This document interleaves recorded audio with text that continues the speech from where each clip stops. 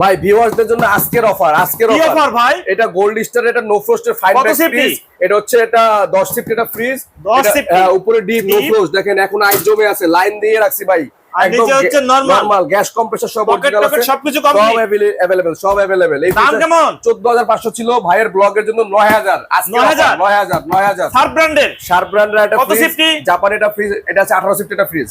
আচ্ছা উপরে হচ্ছে ডিপ, নিচে নরমাল, গ্যাস কম্প্রেসর 100% অরিজিনাল আছে, এবং এটা 18 সিফট এই ফ্রিজটার দাম দেওয়া আছে 22000 টাকা।